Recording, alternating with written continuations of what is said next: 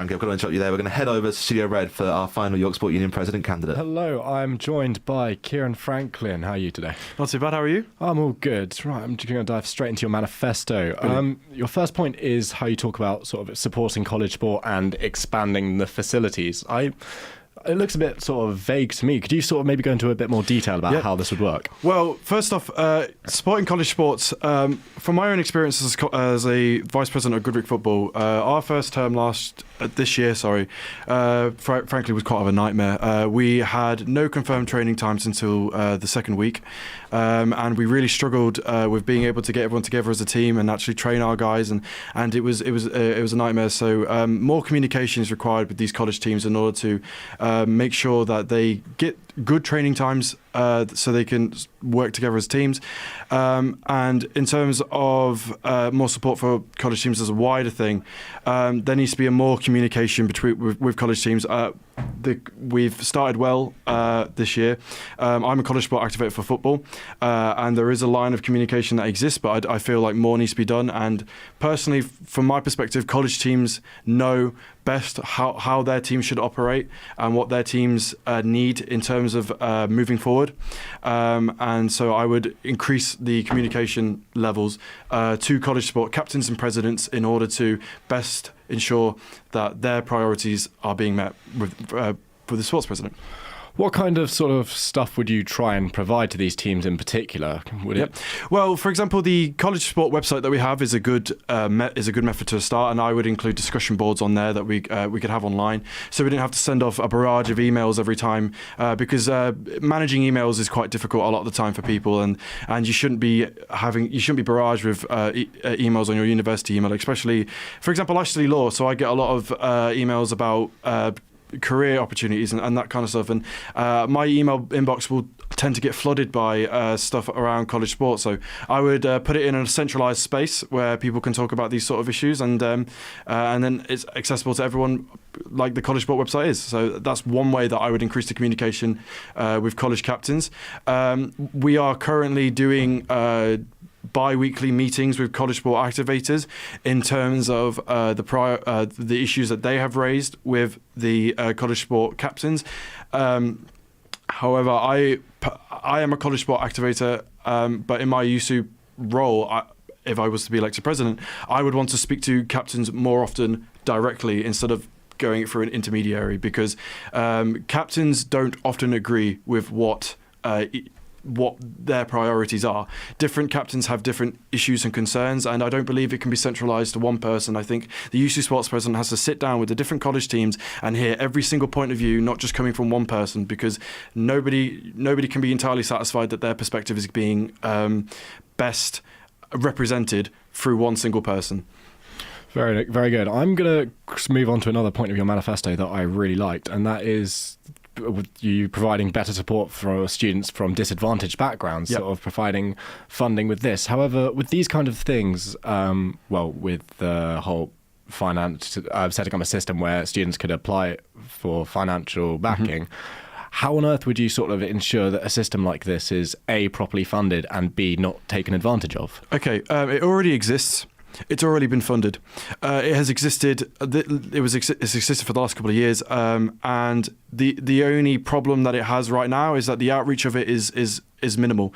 There's not enough advertisement and there's not enough acknowledgement of this fund that people can go and they can go and apply for this, and they will be able to get reimbursed on payments for activities.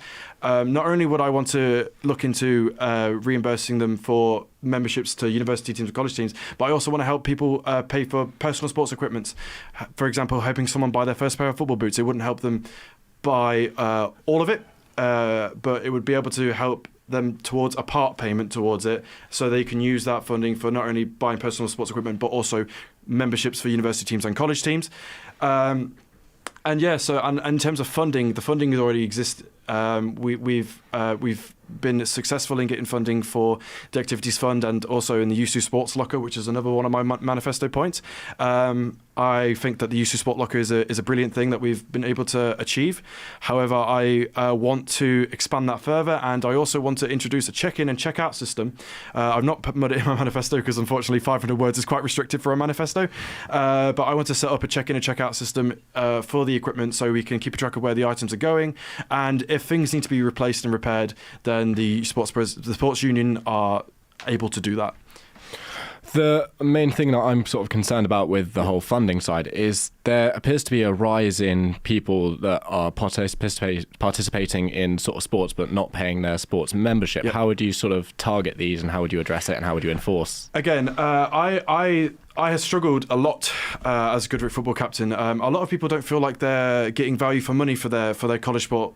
The college sport membership. And okay, so how would you convince them that they were? Well, one thing James Sport does quite well is they have a good thing of they will offer not just accessibility to the training sessions and being able to play part of the sports, but they offer pieces of merchandise, like you get a James water bottle or stuff, more stuff to entice you to want to spend more money. Or the college sport money in order to get this kind of stuff. But the one thing that will really get people to pay for their college sport memberships is if the facilities and the training times are on point so people can actually attend them. The reason people don't pay for the college sport memberships is because the training times are inaccessible for them, so they feel like they shouldn't have to pay because they can't attend the training sessions, which is what the majority of the money goes towards. So I would work closely with York Sport to increase the communication and to increase the sort of the transparency there, because there's no transparency.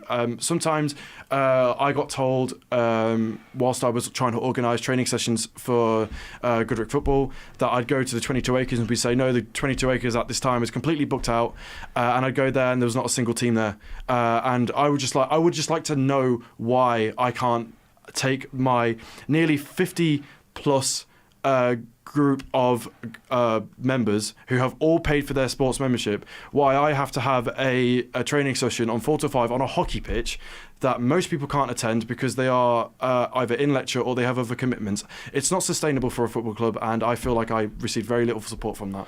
Obviously, if you are going to be working like alongside York Sport, you're going to need to provide some kind of incentive for them. Yep. Sort of, what could you provide back to York Sport?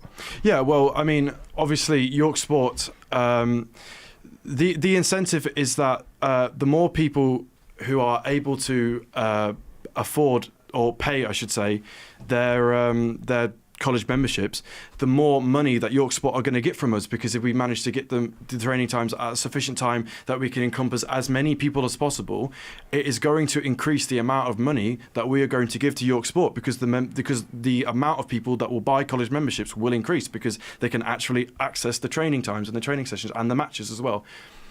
One sort of quick point at the end of your manifesto that I also quite like is sport for people with physical disadvantages, sort of about the blind football, the wheelchair basketball. Yep. How are you going to properly push these out? Because obviously along campus as far as I'm aware, there isn't enough sort of students with these physical disadvantages to sort of make up an entire team. How would you sort of go around building that? Well, the good thing about sports like blind football and wheelchair basketball is that they can be participated by people who don't actually suffer from a physical disability. So it is a sport that we can push for, that it allows disabled students to participate in, but also at the same time it allows people who don't have any physical disabilities to participate in as well. And so that's how I would push that. That's lovely. Thank you so much for your time. We are now going to throw to the green room, I believe. Welcome back to the green room. You're listening to